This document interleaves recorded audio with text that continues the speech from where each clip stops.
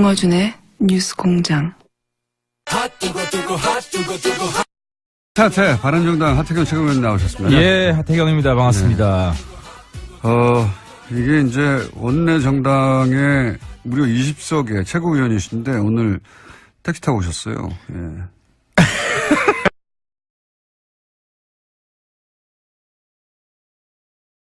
네, 평소에 택시 타고 다닙니다.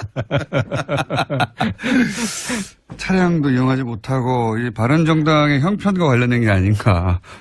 아, 이거 일각에서 하태경 인기가 올라가면 올라갈수록 당은 망가진다 이런 게 있어가지고 저는 제 인기가 좀 떨어지더라도 당이 좀 잘 돼야 되기 때문에. 그게 이제 인기가 올라가서 당이 망가진 게 아니고요. 당이 망가져가지고 인기가 올라가고 있는 겁니다. 자, 당이 망가진 얘기 좀부터 해볼까요? 항상 질문지 오면은 딴 이야기만 해. 아니, 김무성 의원이 최소 9명, 최대 12명 정도, 탈당할 수 있다라고 직접 말을 해버렸어요. 네. 이제 사실, 김무성 대표는 본인 가오라 그러죠. 본인 가오를 좀 세우려면 10명 이상이 좀 돼야. 표준어는 아니고. 예. 10명 이상은 좀 돼야. 네, 모양이 나려면. 모양이 나잖아요. 미세가 좀 떨치려면. 김무성 대표 희망사항인데, 실제로 서채가 출당이 되면. 서청원 최경환. 친박에. 출당이 이루어지면 아마 우리 당 10명 이상 가능성이 있다고 저는 보고요. 그러니까 자유한국당의 친박의 대표적인 인물들이 만약에 원내 의총을 통해야 되지, 이건. 의총을 통해야죠. 국회의원, 소속 국회의원들의 3분의 2가 찬성해야 되는 거죠. 그래서 저희 소위 말한 자강파 입장에서 가장 지금 우려스러운 시나리오는, 홍준표 대표가 서채를 출당을 시키고, 본인이 사퇴하면서 합당 전당대회를 하자. 사퇴하면서? 나도 지도부 물러날 테니까, 새로운. 그런 명분이 쓰죠. 예, 그렇게 되면은, 우리 자강파가 고립되는. 그리고. 그 가능성 얼마나 보십니까? 저는 거의 없다고 봅니다. 이제 서채 출당 자체가. 지금 가능성이 높아지는 방향으로 가는 게 아니라. 가능성이 낮아지면서 오히려 홍이 불리해지는. 그런 형국으로 가고 있다. 이런 형국으로 가고 있기 때문에. 왜 그렇습니까? 이제 그게 소위 그 열쇠를 이용주 의원이 쥐고 있는 거죠. 지금. 이용주 의원이 말한 녹취록. 번복을 요청했다. 진술 번복을 요청해서 재판 결과가 바뀌었다. 이게 이제 사실인 것으로 되면 대표직을 물러나야 될 겁니다. 근데 이게 참 애매한 것이요. 원래 공방은 홍준표 대표하고 서청원 의원 사이에 있었던 1심이 시작되기 이전에 홍준표 대표가 서청원 의원한테 전화해서 돈 전달해 준 사람, 서청원 의원 당신 사람 아니냐, 왜 당신들 문제를 나한테 그러냐라고 항의했다고 하고. 그렇죠. 서청원 의원은 그게 아니라 홍준표 대표가 전화해가지고 자신한테 일종의 청탁을 했다고. 그렇죠. 주장했는데 이게 다 1심 전이에요. 근데 이용주 의원이 갑자기 나타나가지고 이용주 의원은 자신이 알고 있는 바로는 그게 아니라 1심이 끝난 후에 2심 재판의 증인이 진술을 번복해달라고 회유하였다. 그렇죠. 다른 얘기를 했어요, 다른 얘기를. 다른 이야기를. 이용주 의원의 주장이 맞으면 홍준표 대표가 위험해지는 거고요. 상당히 위험해지죠. 그럼 그렇죠. 그래서 이제 당의 의원들도 이 동향이 어떻게 되는지 지금 보고 있는 거 아닙니까? 근데 홍준표 대표가 저 대표직 계속 못한다.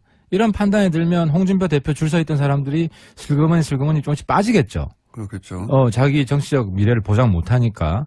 그렇게 되면 그 서채 출당은 더욱더 힘들어지는 것이고. 근데 이제 키는 이용주 의원 확실히 바른정당을 좋아하는 것 같아요. 왜냐하면 이용주 의원의 그 발언이 사실상 바른정당을 구했거든요. 1차 구했습니다. 1차적으로 구했습니다. 근데 이제 좀 걱정되는 거는 이용주 의원 그 발언을 자세히 보면 내가 그 자료를 가지고 있다라고 한 게 아니라 객관적 자료를 내가 가지고 있다가 아니라 당이 한다. 가지고 있다고 그래요. 있다고 한다. 그러니까 이제 본인이 공개할 수 있는 거냐. 본인이 가지고 있으면 공개할 수 있는 건데 다른 사람이 가지고 있는 거면 그래서 이용주 의원이 이제 이게 첫 번째 시나리오. 홍준표 대표와 서청원 의원 사이에 있었던 통화의 녹취록을 이용주 의원은 자신은 그렇게 해석했다. 똑같은 녹취록을 해석했다의 시나리오 하나하고. 이용주 의원이 잘못 해석했을 수도 있다. 예, 그런 시나리오 하나하고. 이용주 의원이 잘못 해석했다면 이용주 의원은 굉장히 큰 정치적 타격을 받고 네. 실제로 명예훼손 고소되겠죠. 네, 홍준표 대표가 그게 고소가 안 되겠구나. 국감장에서 했구나. 그거는 면책 특권이 있겠네요. 있는데 근데 이용주 의원 나이가 별로 안 됩니다. 그 정도까지. 아니 본인은 그렇게 이해했다. 그렇죠. 그 말들을 듣고 이런 주장이 나올 수 있는 시나리오 하나가 있고 그게 아니라 두 번째 녹취 파일이 따로 있을 수도 있고. 둘 중에 하나가 아니겠는가. 두 번 있을 수도 있죠. 두 번째. 서로 다른 녹취 파일이 있을 수 있죠. 왜냐하면 주장이 전혀 다른 주장이니까요. 이게 지금 이용주 의원이 언급한 녹취록의 존재가 이 사태를 어떻게 결론 나게 하느냐의 중요한 변수입니다. 그죠? 그렇죠. 결정적인 변수고. 근데 이제 국민의당에서 보면 또 박모 최고위원이 있더라고요. 그 국회의원 아닌. 있는데 그분도 공개적으로 그 홍준표 대표의 약점을 우리가 가지고 있다 하고 추가 발언을 했어요. 최고위에서. 구체적인 내용은 아니지만. 그래서 시사하는 내용을 발언을 했기 때문에. 근데 아무튼 국민의당 내부에서도 그것을 공개하는 것이 국민의당한테 유리하냐 불리하냐 논쟁이 있을 것 같아요. 왜냐하면 국민의당 내에서도 반 안철수 대표파가 있잖아요. 거기서는 빨리 바른정당에서 10명 이상이 한국당으로 가줘야 안철수 대표가 바른정당이랑 합당해서 소위 말하는 반 안철수 대표파를 고립시키는 것을 막는다라는 생각을 가지고 있기 때문에 그래서 그 내부에서도 이 공개 여부를 가지고 치열한 싸움이 있을 것 같고 누가 가지고 있냐 그 자료를 거기에 따라 달라질 것 같은데 근데 어쨌든 의심가는 사람이 있습니다. 근데 어쨌든 이용주 의원 힘내야 됩니다. 우리. 자, 그럼 변수 1 이용주 의원의 녹취록. 변수 2 그러면 자유한국당 내 변수로 소위 이제 초재선 의원들이 둘 다 물러가라. 그러니까 서청원, 최경환 탈당하고 자진 탈당 혹은 뭐 출당이라는 표현을 안 하는 거 보니 출당이라는 절차를 통해서는 어렵다고 생각하나 봐요. 아직은. 그러니까 자유한국당 내 의원 구성으로 따지자면 여전히 친박세가 절반, 최소한 절반 혹은 그 이상이 되니까 여전히 자신을 친박이라고 생각하는지는 모르겠으나 어쨌든 국회의원이 되는 과정에서 친박계 도움을 얻은 분들이 절반 이상 되니까 그 출당은 어렵지 않겠냐 생각해서 그러면 스스로 나가고 동시에 홍준표 대표도 스스로 사퇴하여 양쪽 모두 이렇게 물러나라 이런 주장이 있잖아요. 그런 주장이 강해질 겁니다. 특히 이제 같은 친박이라도 도움을 받은 정도가 굉장히 크다. 그게 아니고 그냥 뭐 일반적으로 그때 공천이 됐다. 이 강도가 다르거든요. 그래서 실제로 친박 내에서도 서체는 이제 좀 끝난 거 아니냐. 마음속으로는 그런 분들이 많아요. 과거의 문제. 많은데 이제 두려운 거죠. 계속 힘을 쓸까봐. 그럼 그 다음 공천 때도 저분들이 힘을 쓸 수도 있으니까 이제 가만히 있는 건데 만약에 홍까지도 지금 위험하다라는 판단을 하고 있는 사람들이 있거든요. 이제 그러면은 다음 이제 차기를 노리는 사람이 생길 거 아닙니까? 그럼 이제 세력화를 지금부터 정우택 원내대표가 노리는 거던데. 그러니까 지금 저희들 내부에서도 새로운 지금 주장이 나오는 게 한국당의 비박 비홍. 새로운 세력 지금 조짐이 있다. 그러면 그 세력과 우리가 연대해서 정치권 빅뱅을 한번 시도해보자. 해쳐모여. 오히려? 해쳐모여. 그러니까 홍준표 대표 혹은 친박으로 상징되는 친박 혹은 극우 이쪽 빼고 나머지 좀 깔끔한 새로운 사람들하고 합리적인 사람들. 그렇죠. 사람들하고 지금 바른정당의 자강파까지도 포함하여 전혀 새로운 그림을 그릴 수 있지 않냐. 그렇죠. 그러니까 좀 지금은 가지 말고 좀 자제해라. 그게 제가 어젯밤 몇 분들과 이제 이야기를 나눈 건데 네. 그런 흐름이 있으니까 네. 이번 주에 한번 보자. 그런 새로운 흐름이 나오면은 전혀 새로운 판이 된다. 근데 김무성 전 대표, 지금 김무성 의원은 이런 것과 무관하게 가겠다는 거 아닙니까, 현재? 스코어? 이제 김무성 대표는 제가 본 정치인 중에 가장 융통성이 있습니다. 네, 융통성이 있습니다. 그래서 그게 이제 나쁜 쪽으로 하면 48시간. 48시간 내에도 항상 바꾸는 거 아닙니까? 이제 그런 게 있기 때문에 네. 아마 내일 의총에서 우리가 내일 의총에서 크게 싸움은 안 할 것 같고 네. 허심탄회하게 개개인의 미래에 대해서 생각을 해보자. 그러니까 당장 저는 김무성 대표가 거기 복당한다 그러면은 많은 사람들이 들고 일어납니다. 받지 말라고. 실제로 한국당 지지자 중에 이제 저 사람은 받으면 안 된다라고 하는 몇 분이 있다고 그랬잖아요. 김무성 대표도 그 한 분 중에 한 분. 그렇죠. 친박이 싫어하는. 하태경보다 김무성 대표는 더 받으면 안 된다고 그쪽 지지자들이 네. 생각을 하기 때문에. 또 누가 있습니까? 김무성 대표 말고. 말고도 좀 있죠. 예를 들어서 내가 이름은 거명 못하지만 탄핵에 굉장히 앞장선 사람. 황영철 의원이요. 그리고 가장 탈당할 때 선도적을 한 사람들, 이런 사람들은. 남경필 의원이요? 남경필 선수. 남이사도 들어가죠. 그러니까 그 안에서 반발이 심한 사람들이 있고. 네. 그러면은 좀 수모를 주려고 그럴 거예요. 그렇겠죠, 처음에는. 예, 뭐 예를 들어 윤리위원회 해부해야 된다. 일단 들어오되 윤리위원회 먼저 해부하고. 네, 거기서 뭐 다 검사하고 조사하고 들어가라. 검사하고. 그러니까 이런 흐름이 있기 때문에 그래서 그분들도 그래서 김무성 대표는 한 120석 채워줘야. 네. 그래 12명 나온다는 거. 14명이죠, 그러면. 지금 14명입니까? 예, 14명이 들어가야 이제 120석 채우니까. 그래야지 국회 선진화법에 의해서 사실은. 그렇습니다. 뭐든지 막을 수 있으니까. 그래서 거기도 당장 결행하기가. 네. 상당히 모양도 빠지고 또 낙동강 오래알이 될 수 있고 중간에 붕 떠가지고 여기도 못 가고 저기도 못 가고. 근데 이제 바른정당 안에도 통합파, 저는 탈당파라고 하는 게 맞다고 봅니다. 탈당파와. 예. 그리고 그 반대 자강파, 아니다 우리가 자강해야 된다. 이 파에서 또 분화해서 자강파도 통합파도, 그러니까 자강파의 중심 유승민 의원이었어요. 예. 그런데 유승민 의원도 너무 융통성이 없다. 그리고 지금 당장 가려고 하는 김무성 의원 쪽도 지금 너무 조급하다. 그러니 말씀하신 대로 좀 보자, 두고 보고 그렇죠. 더 큰 판을 그리자고 하는 이야기를 하는 분으로 남경필 도지사하고 원희룡 제주지사하고 두 분이 이제 거론되고 있어요. 또 새로운 흐름이에요, 또 여기는 바른정당에. 그러니까 이제 좀 전에 말한 해처모형. 그러니까 네. 이게 다 본질은 뭐냐면 지지율을 올려가지고 어떻게 지방선거 선전할 거냐 이거거든요. 네. 근데 이제 그런 확신만 들면 네. 지금 탈당하려는 분들도 마음이 바뀔 수가 있는 거예요. 결국은 다 네. 자기 잘 되자고 하는 거니까. 그래서 이제 남지사, 원지사는 사실 지금 제주도에서 이제 뺑뺑이 돌고 있고 열심히 이제 지역 닦고 있는 것이고. 정말 우리 구의원처럼 열심히 네. 지금 다닌다고 합니다. 제가 얼마 전에 만났는데요. 네. 근데 이제 남지사는 큰 전국의 흐름에 영향을 받을 수밖에 없잖아요. 3당이냐, 기호가 뭐 네. 3번이냐, 2번이냐. 강력한 지금 라이벌도 있고 지금. 그렇죠. 예. 그래서 관심이 많은데 남지사 입장에서는 가장 모양 나게 예. 명분 있게 어떤 정계 개편이 이루어져야 본인한테 유리하기 때문에 남지사가 지금 탈당파들을 계속 명분 없이 가면 다 죽는다 설득을 하고 있고 그래서 그렇지만 유승민 대표가 지금 절대 무조건 안 된다고 하는 것도 마음에 안 들고 지금 그죠? 남지사 입장에서는 그렇죠. 네, 남지사 입장에서는. 근데 유승민 대표는 뭐 한결같이 명분 없는 건 안 한다. 네. 본인은 뭐 본인의 성격으로는 혼자 남더라도 계속 지방선까지 가겠다. 혹은 뭐 그 이후까지 계속 혼자 하겠다 이런 정도인 것 같아요. 강도가. 명분이 제일 중요하죠.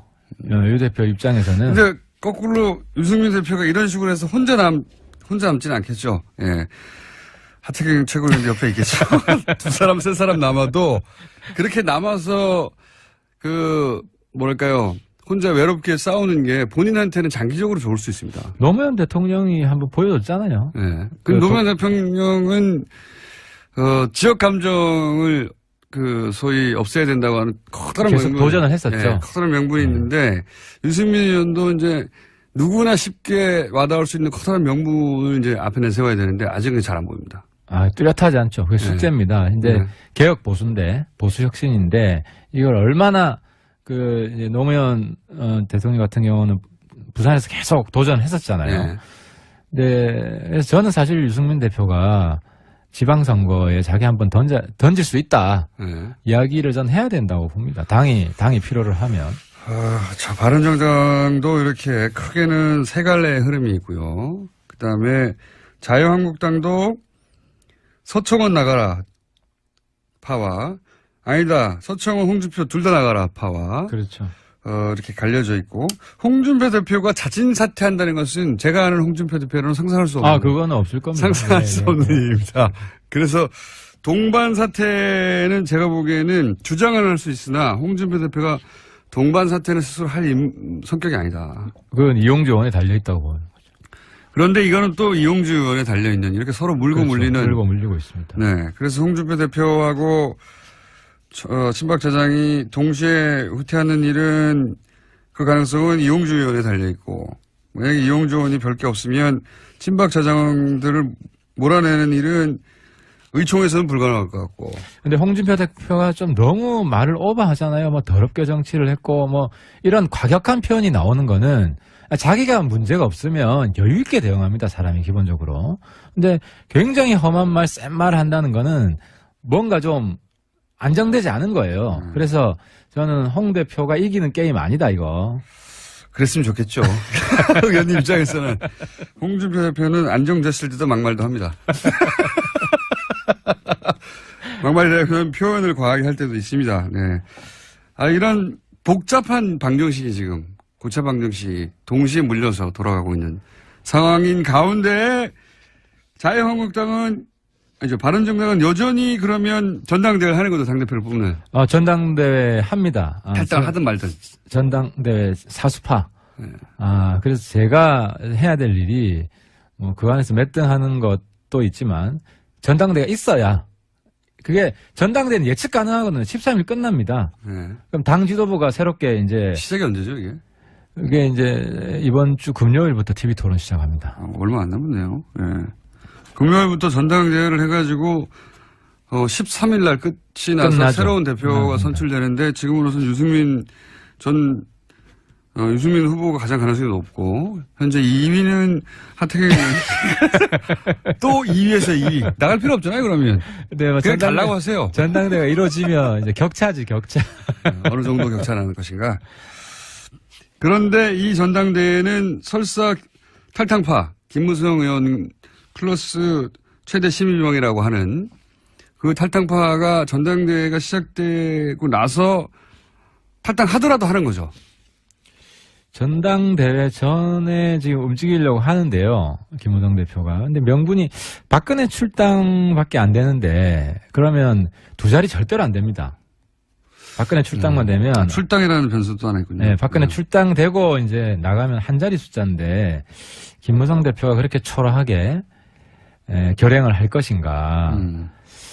이게 참 김무성 대표의 복귀는 불과 시계를 1년도 안 됩니다만 한 10개월 정도만 돌려보면 김무성 대표가 잘 나가지 않으려고 하는 유승민 대표를 끌고 나온 장본인 아닙니까? 그래서 김무성의 정치가 제가 볼 때 계속 작아지는 정치를 하고 있다. 김무성 대표가 유승민 대표는 마지막까지 남아 있는데 자꾸 나가자고 해서 끌고 나왔잖아요.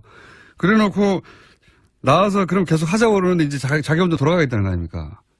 이거 초라한 건데 사실. 그래서 김무성의 시대가 이미 끝났는데 본인만 모르고 있는 거 아니냐 하는 이야기들이 주변에서 많이 나오는 거죠. 엄청 많이 나옵니까? 조금 나옵니까? 많이 나오죠 지금. 네. 그런데 어쨌든 돌아가는 길에 간판으로 내세울 분은 이제 이분밖에 없으니 이분은 근데 목적이 뭘까요? 이렇게 돌아가서 어떻게 하려는 거예요 본인이? 국회의원 한 번 더 하는 건 어렵지 않잖아요 본인 입장에서는. 그래서 본인 입으로는 자기가 이제 뭐 역사에 죄를 짓지 않기 위해서 보수 통합을 해야 된다. 죄를 짓지 않겠다. 뭐 이런 말씀을 하시는데 뭐 공감하시는 분이 별로 없죠. 지금 보수가 지금 바뀌는 게 제일 중요한데 보수 혁신에 대해서는 뭐 아무 노력도 안 하고 있지 않습니까? 몇 명이 가더라도 만약에 한 명이라도 가면 원내 교섭단체가 무너지지 않습니까? 그래서 지금 저희들이 정당 보조금도 이제 정의당 분들 불러가지고 교섭단체 하지 않고 정당이 살아가는 법에 대해서 춥고 배고프지만 지지율 올리는. 노하우에 대해서. 아, 저도 이제 노회찬 선배처럼 신문지 깔고 한번 눕고. 어떻게 하면 가성비 최고로 활동할 수 있는가. 예. 과거에 민노당 보면 교섭단체 아님에도 불구하고 이슈를 많이 주도를 했거든요. 그렇죠. 예, 그런 과거 이제 저희 다시 저는 우파 운동권으로 저는 돌아가야 된다고 생각을 합니다. 예. 여당의 부자 정당이 있다가 이제 원내 교섭단체도 정당 보조금도 줄어들고 택시 계속 타셔야 되겠네요. 아르바이트 좀 하셔야 될 것 같고. 자, 이것이 제가 보기에는 한 달 이내 모두 다 결정될 일입니다. 그죠? 11월 달 내에 결론이 날 겁니다. 그렇죠. 11월 나에 한 달 내에 오늘 10월 마지막 날이니까 예.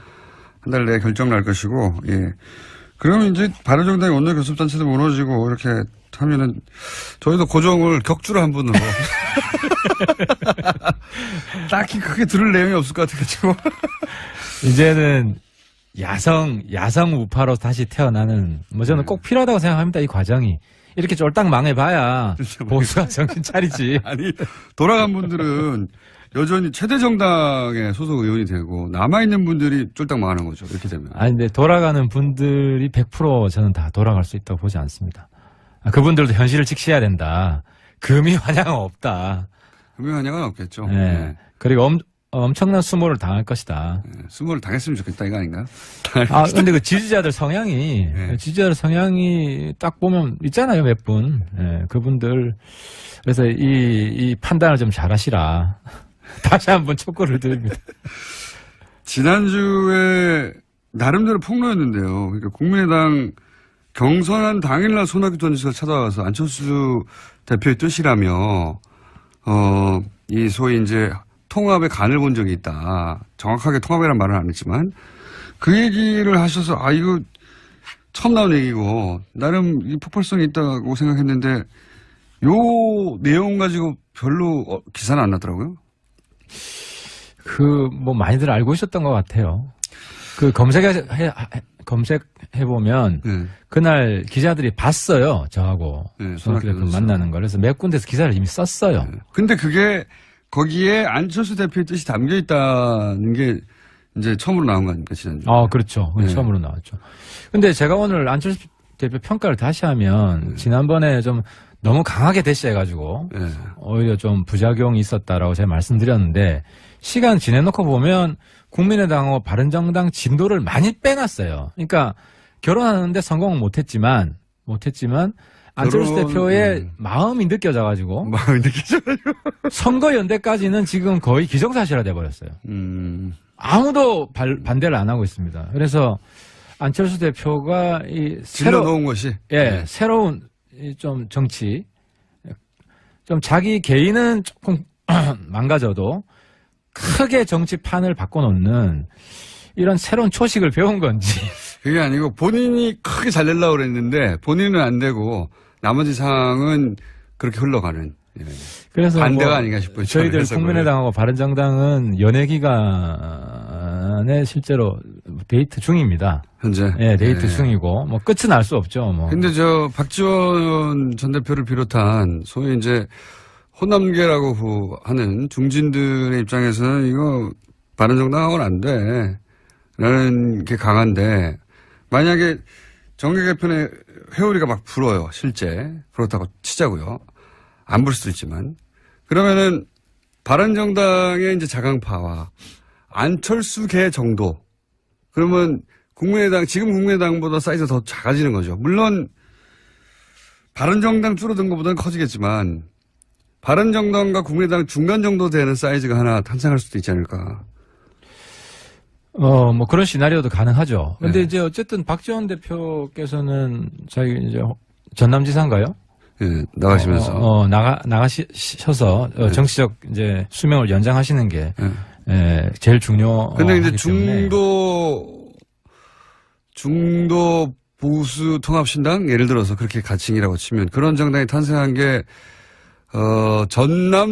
전남도지사의 선거에 도움이 될 거라고 박지원 전 대표가 판단하지는 않겠죠. 근데 이제 박지원 대표가 필승할 수 있는 시나리오는 딱 하나잖아요. 민주당이 후보를 안 내주고 예. 민주당, 국민의당 연합 일정 후보가 예.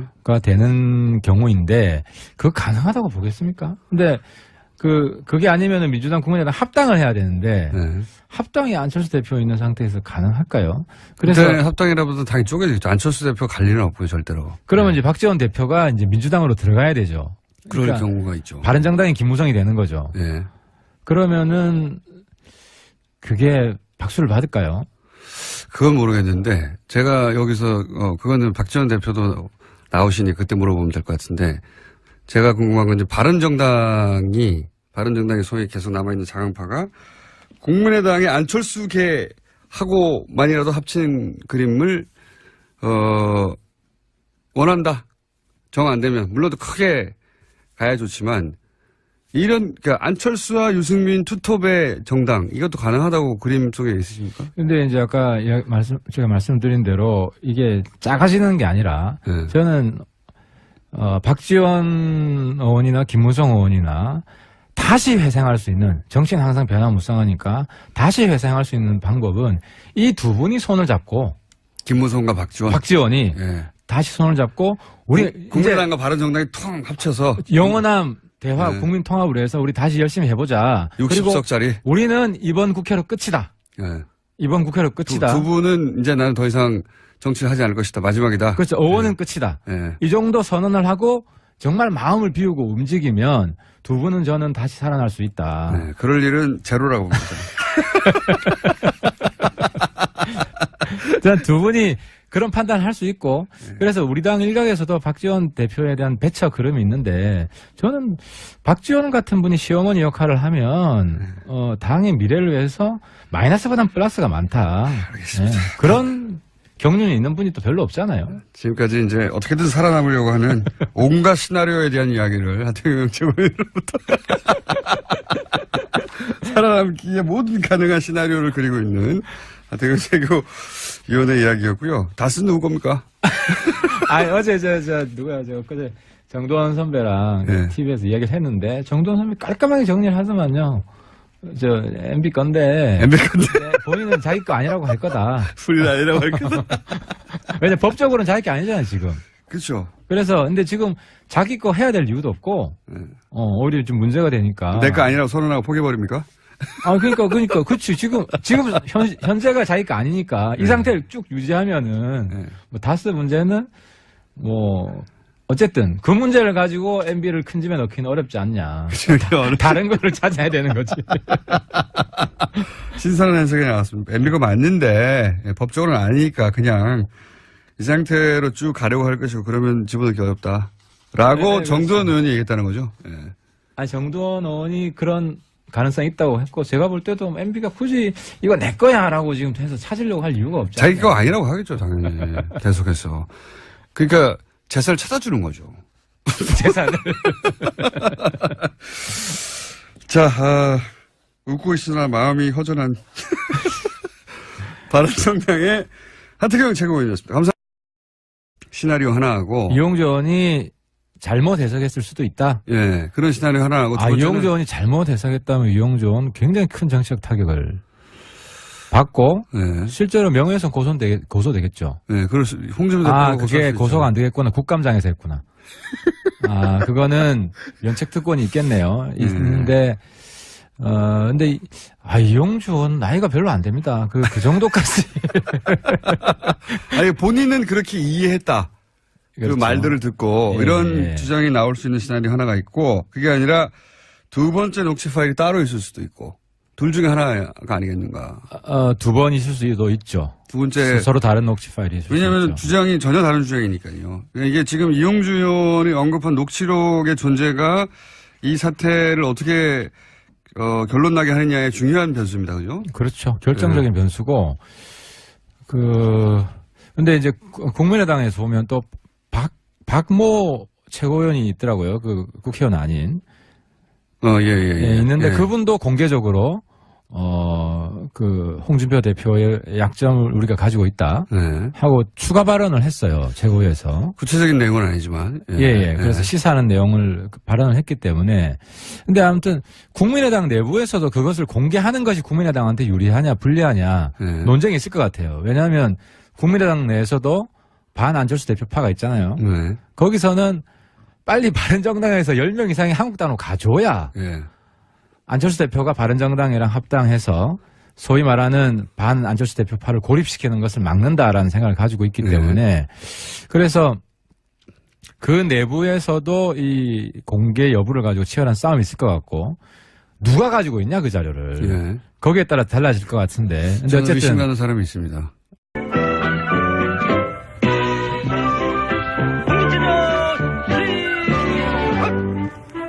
하나, 둘, 셋, 넷, 다섯, 여섯, 일곱, 여덟, 둘, 셋, 넷, 다섯, 다리 운동. 하나, 둘, 셋, 넷, 다섯, 일곱, 여덟, 셋, 넷, 다섯, 운동. 김어준의 뉴스 공장. 하태 바른정당 하태경 최고위원 나오셨습니다. 예 하태경입니다. 반갑습니다. 이게 이제 원내 정당의 무려 20석의 최고위원이신데 오늘 택시 타고 오셨어요. 예.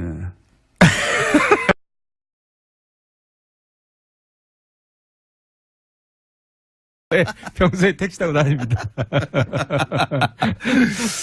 차량도 이용하지 못하고 이 바른정당의 형편과 관련된 게 아닌가.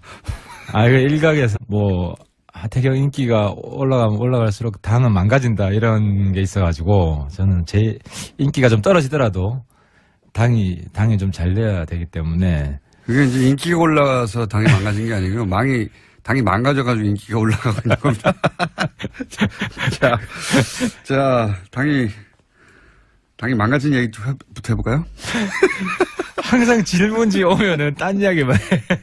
아니, 김무성 의원이 최소 9명, 최대 12명 정도, 탈당할 수 있다라고 직접 말을 해버렸어요.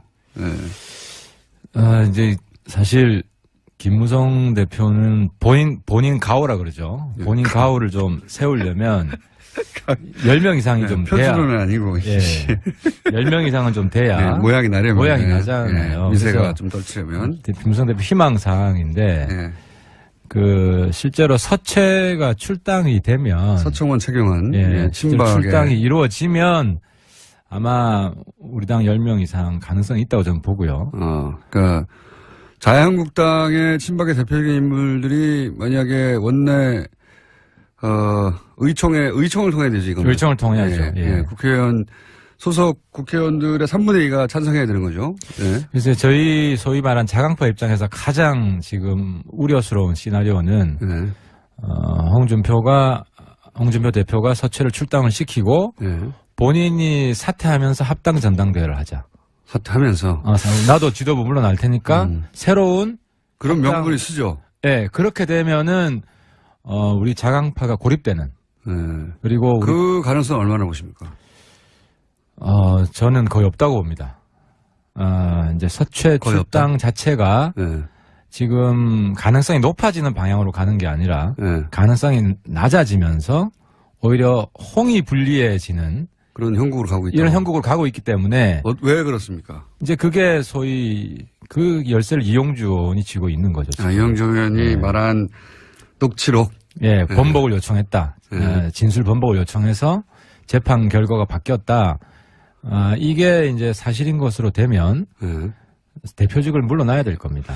근데 이게 참 애매한 것이요. 원래 공방은 홍준표 대표하고 서청원 의원 사이에 있었던 1심이 시작되기 이전에 홍준표 대표가 서청원 의원한테 전화해서 돈 전달해 준 사람, 서청원 의원 당신 사람 아니냐, 왜 당신들 문제를 나한테 그러냐라고 항의했다고 하고. 그렇죠. 예, 서청원 의원은 그게 아니라 홍준표 대표가 전화해가지고 자신한테 일종의 청탁을 했다고. 그렇죠. 주장했는데 이게 다 1심 전이에요.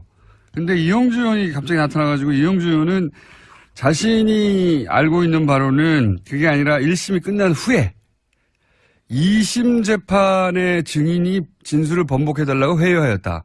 그렇죠. 다른 얘기를 했어요. 다른 얘기를. 다른 이야기를. 이용주 했죠. 의원의 주장이 맞으면 홍준표 대표가 위험해지는 거고요. 상당히 위험해지죠. 그럼 그렇죠. 뭐, 예. 네.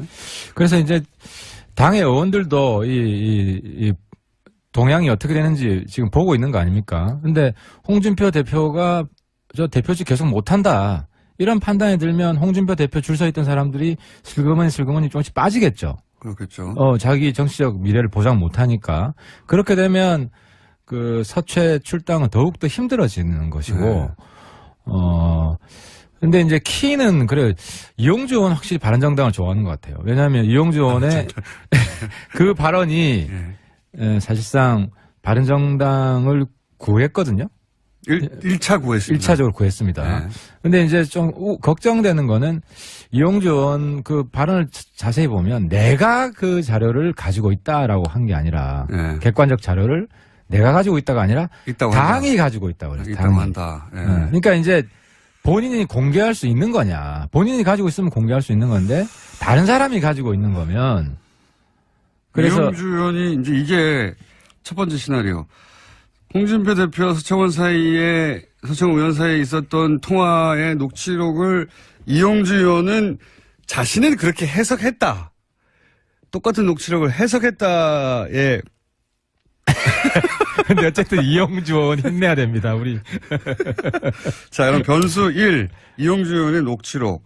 변수 2, 그러면 자유한국당 내의 변수로 소위 이제 초재선 의원들이 둘 다 물러가라. 그러니까 서청원, 최경환, 탈당하고, 자진 탈당 혹은 뭐, 출당이라는 표현을 안 하는 거 보니, 출당이라는 절차를 통해서는 어렵다고 생각하나 봐요, 아직은. 예. 그러니까, 자유한국당 내의 의원 구성으로 따지자면, 여전히 친박세가 절반, 예, 최소한 절반 혹은 그 이상이 되니까, 여전히 자신을 친박이라고 생각하는지는 모르겠으나, 어쨌든 국회의원이 되는 과정에서 친박계 도움을 얻은 분들이 절반 이상 되니까 그 출당은 어렵지 않겠냐 생각해서 그러면 스스로 나가고 동시에 홍준표 대표도 스스로 사퇴하여 양쪽 모두 이렇게 물러나라 이런 주장이 있잖아요. 그런 주장이 강해질 겁니다. 특히 이제 같은 친박이라도 도움을 받은 정도가 굉장히 크다. 예. 그게 아니고 그냥 뭐 일반적으로 예. 그때 공천이 됐다. 예. 이 강도가 다르거든요. 예. 그래서 실제로 친박 내에서도 서최는 이제 좀 끝난 거 아니냐. 과거의 마음속으로는 그런 분들이 많아요. 과거 인물이다. 많은데 이제 두려운 거죠. 계속 힘을 쓸까봐. 예. 그럼 그 다음 공천 때도 저분들이 힘을 쓸 수도 있으니까 이제 가만히 있는 건데 만약에 홍까지도 지금 위험하다라는 판단을 하고 있는 사람들이 있거든요. 예. 이제 그러면은 다음 이제 차기를 노리는 사람이 생길 거 아닙니까? 예. 그럼 이제 세력화를 지금부터 정우택 준비하는 거죠. 원내대표가 노리는 거 같던데. 그러니까 지금 저희들 내부에서도 새로운 지금 예. 주장이 나오는 게 한국당의 비박 비홍